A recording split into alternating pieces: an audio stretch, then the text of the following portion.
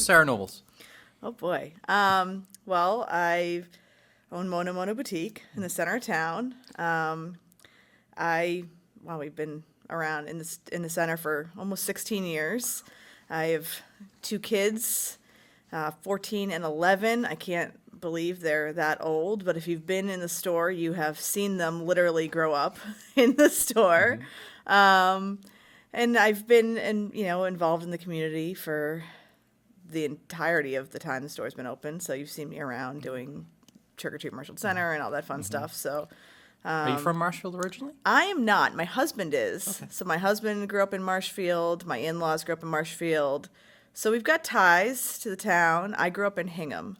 So South Shore girl. But we live in Halifax now. So talk to me about what you did prior to Mono. So I grew up in retail. My mother owned a bridal shop in Hingham. And I always thought I would get away from retail and go do something else. And I went to college, got a degree in something very unrelated, and ended up coming right back and working in boutiques and working in retail. And my husband one day was like, if you're going to come back to retail, you should maybe think about doing it yourself. And that's just where I ended up. It's just, I couldn't escape it. It's in my blood. Yeah, I was gonna say, what made you decide to open your own place? Well, every time I was in a different, I've worked in big box stores and in small boutiques, all different levels of retail. But every time I worked somewhere, I always thought, well, if it was my store, I would do this, and this is how I would do it. And one day my husband was like, "That's enough. If you're gonna keep saying that, it's time for you to actually do it yourself. Like you've had this, built up idea in your head of what you would do. It's time to just actually do it." Yeah. So one day I was like, all right, I'll just make the leap. Right. So for those who don't know, what is Mono Boutique? So it's a gift boutique.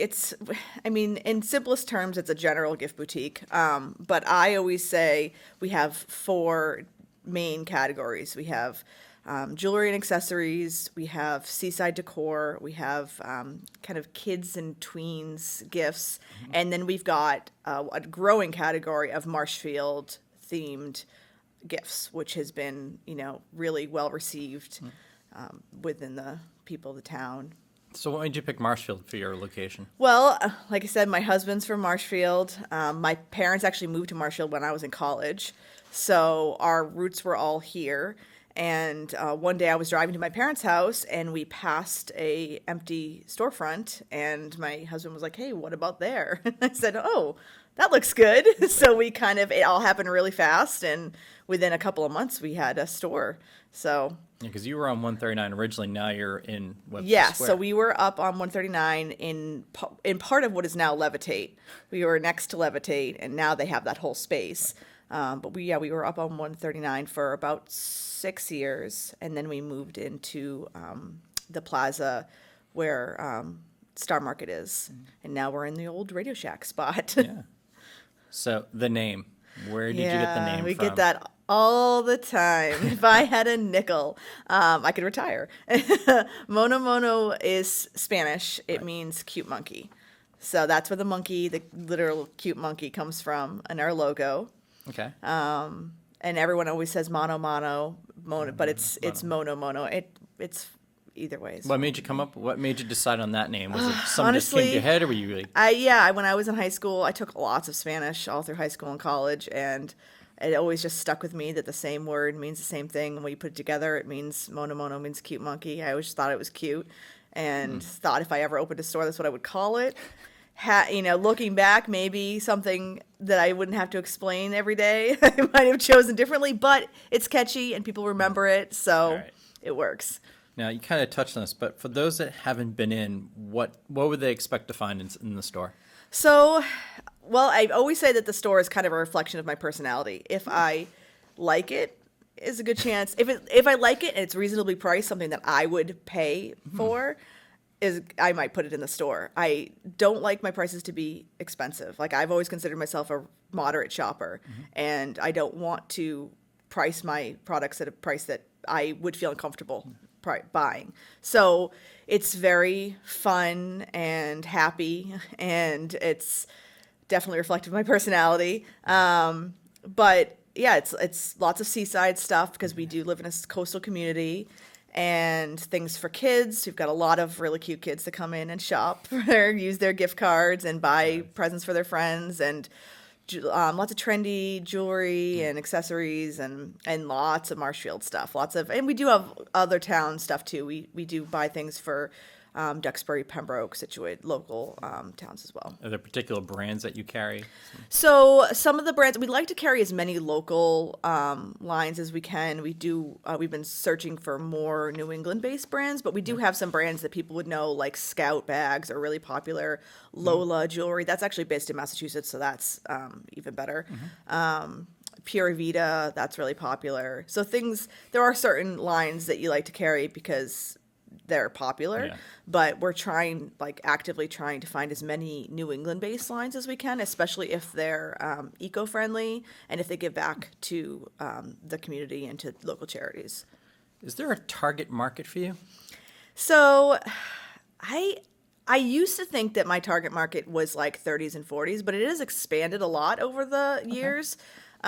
We definitely have tons of tweens. Like tweens, I think, is a category that gets neglected a lot. And, a lot of gift shops just don't cater to that. So I've had tweens, my kids have gone through that. So when they were getting older, I noticed there wasn't a lot of place to buy gifts for that age range. So I tried to really cater to that as much as I could. So that's definitely a category that we try to focus on. And then the market has gotten broader in both directions. We've catered younger, we've catered old, now we have kind of skewed a little bit older as well. So I'm glad that I think it's broadened, throughout the years. Okay. So you've been doing this for 16 years. This is probably a huge question, but how has the retail space changed? Well, Ugh. it is an interesting question, especially over the past couple of years. I mean, it's changed a lot since COVID happened, and we've had to pivot so much. It's almost like a two-part question. It really is. Grand scheme and then COVID. I know. I definitely feel like people have become much more loyal to the small businesses, especially in Marshfield. People are so loyal to small businesses, which is awesome. I really appreciate that of my customers. They tell me all the time that they try to shop local and stay local. And that is something that I've seen broadly over, the length of my business. I've noticed that people have consciously made that shift, which is awesome. But over the past couple of years since COVID hit, it's been such a weird time. It's your normal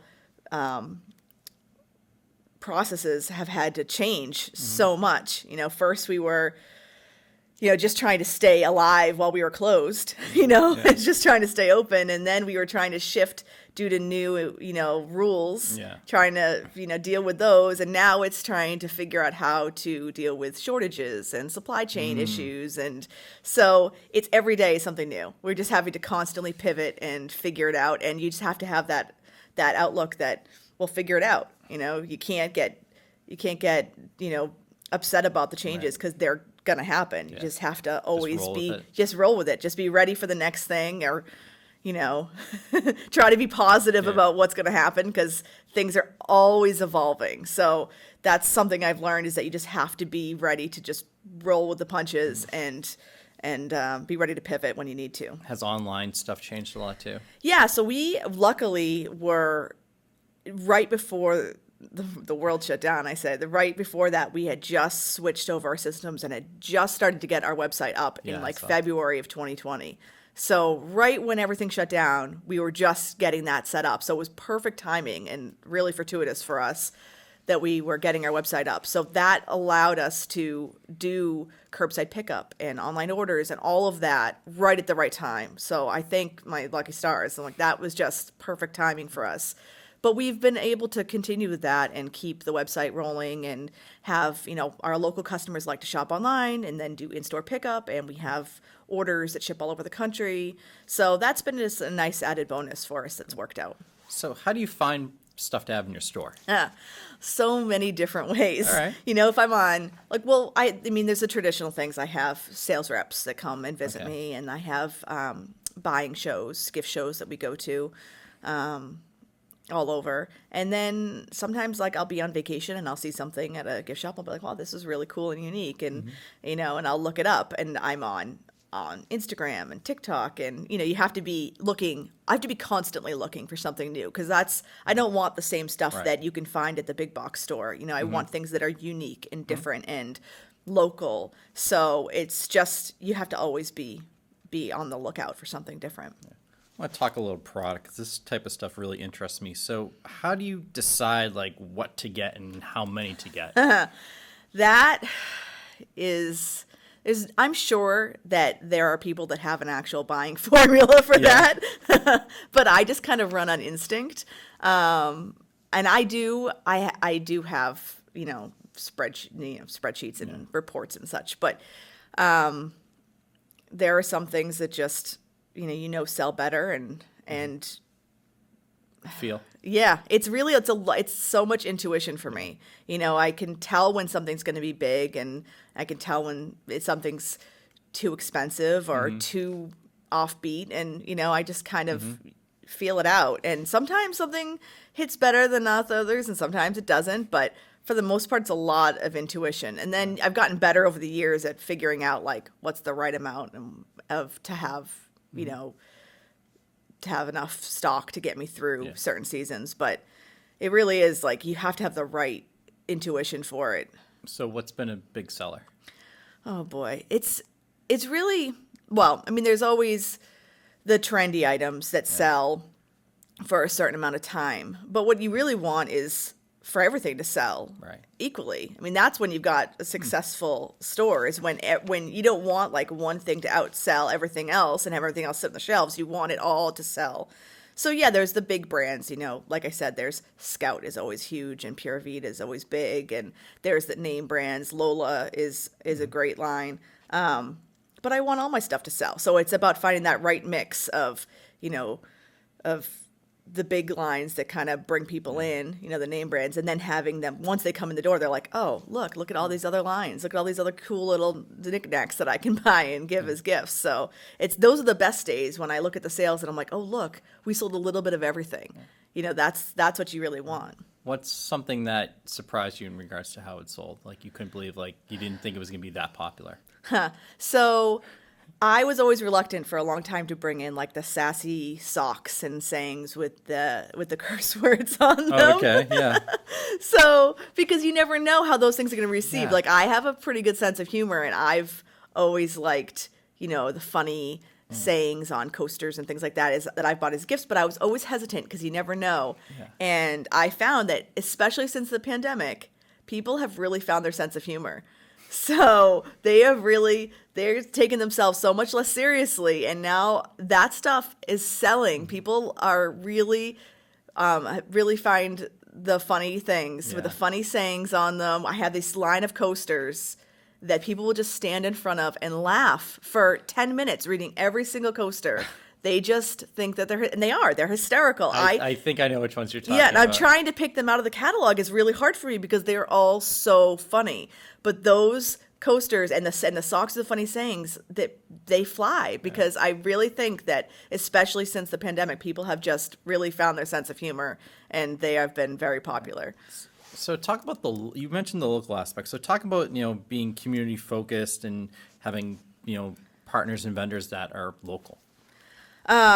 So one thing I've been trying to do, especially is find more New England based lines. So,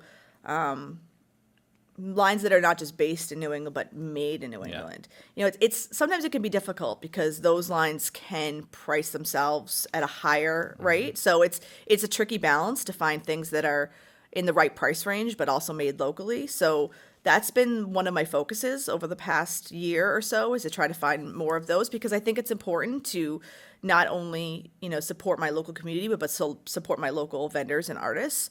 And it's been really fun finding these new vendors that I didn't, you know, necessarily know exist, but I've found some really great lines that have really done very well. And there's so many talented people out there, and I've loved it. It's been great. So recording this end of February. So what's popular right now, and what do you think is going to be popular in the spring? Well, this is tricky. I mean, February is not, in all honesty, a busy time for retail. Okay. So, like, Valentine's Day was popular. Valentine's Yeah. Day, cocoa bombs were popular. Those bombs you put in your hot chocolate and add hot milk to. But we're going into spring, which is I'm so looking forward to because, New England winter is no fun. And then will be Easter, and that's always a fun time because I get people coming in to fill their baskets with all the little toys and candy and fun stuff. So that's a good time. And then we've got all like Mother's Day and graduation and teacher gifts and summer, and it's just great. Yeah. Is there a time that's busier than others? Yeah. So summertime is definitely super busy for us because Marshfield is coastal and seasonal. We have so many summer people that come. Marshfield's population almost doubles in the summertime.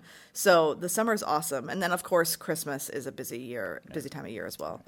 So what separates you from others in the same space? I know that's a hard question because I think we all kind of are unique in our own way. And like I said, my store is me. So I think the fact that I offer so much Marshfield stuff is definitely different. I know, and that I cater to the tweens. I mean, it's hard to say that because all the stores, are great, but different because I think it really is reflective of each person's personality when they open the store. So I don't think there's necessarily something that makes any one of us better than the others. We're just unique in our own different ways.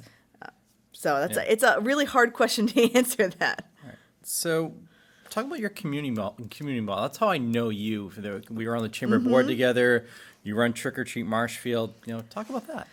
So, yeah, I was on the board of the chamber for 8 years, in the chamber for longer, but on the board for 8 years. I do organize Trick or Treat Marshall Center. That's been 10 plus years, I think. Really? So, Has it been? Oh, my God. yeah. That's crazy. So that started out as like a couple hundred kids at 1 year, and now it's like over 1,000 kids that come to the businesses. That's been great. But I just feel strongly about getting involved with the community. I mean, that's just something, and that's something I do outside of my business life too. Yeah. I just, I was on the PTO board in my town, so I just can't help myself, I think. Yeah. So how do you balance everything? You own a business, you're a mom, you're involved in a lot of different things. How do you do it? Well, the good thing about owning your own business is that it allows me to do that. I basically raised my kids in my store. When they were little, they came to work with me for the first couple of years of their lives. So that's one of the great things about having a business like I do, is that I can do that. I can balance that better, which has been a blessing for me, really. I have the flexibility now that the store is established and I have great employees that I can manage my schedule to be at my kids' games and things like that. So that's actually the benefit of having the business that I do. So business is all about partners. Who are the best partners for you? My employees, for sure. Okay. I mean, they're amazing. But in my business, it's all about having good employees, good sales reps, good relationship with your local chamber, and just good support from your family, really. So. All right. So what's the best piece of advice you've been given from a business perspective? Collaboration over competition. Really? I mean, you can't. We're all retail is. We're all struggling to survive, and we have to compete with chain stores and online retailers like Amazon. It doesn't make any sense to compete with each other as well. We all are better when we help each other out. So that's always been my mantra, that I'd rather make friends with my fellow business owners, my fellow retailers, and if I don't have something, I can send them there, and vice versa. And it doesn't make sense to try to compete with where we can help each other out instead. If you could jump in the time machine to the start of your career, what would you tell yourself? Oh, location, location, location. You know, people hear that and they think that's just a cliche, but it is not. If you have a storefront that relies on foot traffic, parking, and visibility, location, that's not a joke. Like, that is key. So when I moved to a location that had better foot traffic, visibility, and parking, it was a huge leap in business. So that is a real piece of advice there. All right. And last but certainly not least, so if someone wants to find out about Mono Boutique, where can they go? Sure. They can go to the website. It's monomotoboutique.com. They could find us on Facebook, Instagram, or TikTok at Mono Boutique, or they could just stop in and visit us. We're in Webster Square. Well, great. Well, thank you so much for doing this. Thanks for having me. This was fun.